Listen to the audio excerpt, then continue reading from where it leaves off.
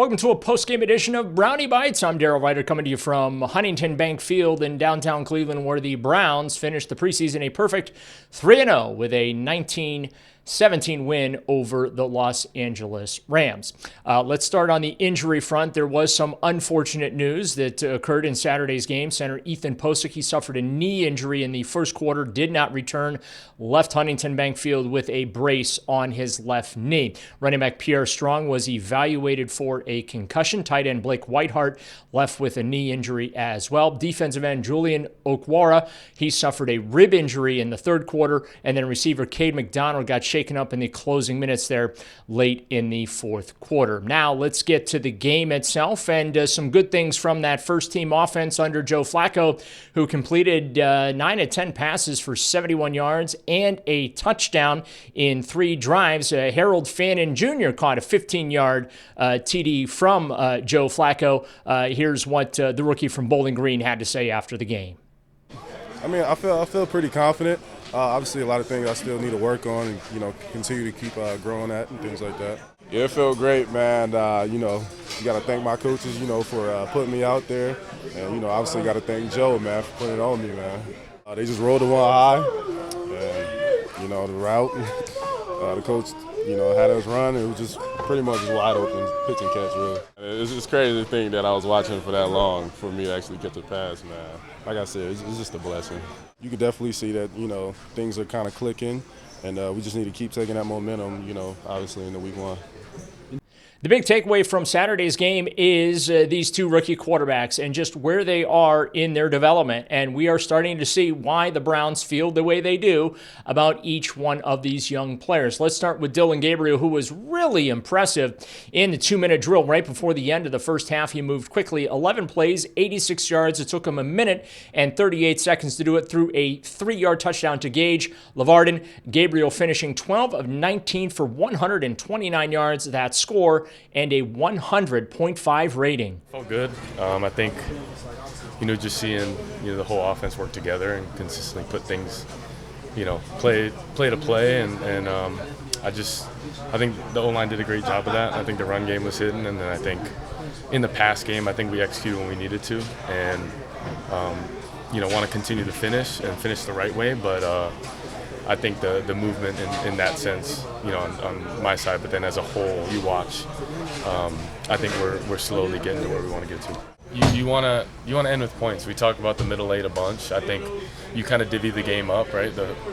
Starting fast, which Joe did a great job of. The middle eight, dominating that and trying to get as much points as you can to get away from guys, and then finishing strong. And I think we all did that within the time periods we had, and I think just trying to continue to build on that and operating within a 2-minute is great. You need those kind of reps, and I'm glad we got that. Anytime you get in practice, there's a elite focus to try and replicate that. But when you're in the game and getting different coverages than maybe what your defense may give you, it just operates a little different. How you call it, what you want to anticipate, how you want to manage. The situation gets different every single time. You use a timeout, use another timeout, so you can't take a sack. You want 7, but you have 3, right? So the situation continues to evolve, and I think just the awareness from all of us, starting up front, great protection, but then also guys, once they caught the ball, knowing when to get yards, when to get out of bounds. So I think they all did a great job of coming together to do that. You try to pride yourself on your preparation, and the preseason is interesting, in the way you do prepare. Sometimes there's joint practices, sometimes there's a week of prep.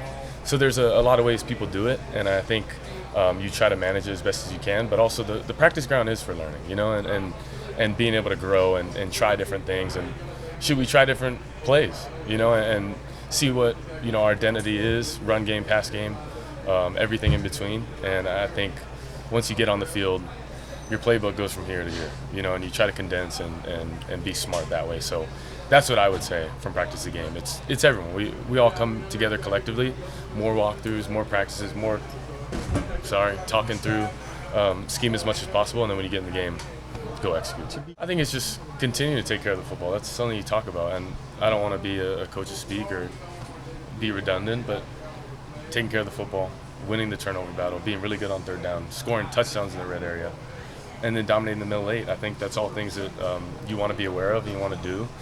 So you don't want to turn the ball over, but you want to continue to be aggressive and learn in certain plays when it's time to give it a shot or time to give it up and throw the ball away. So things that I'm learning and continue to grow, but want to do that for us to get better.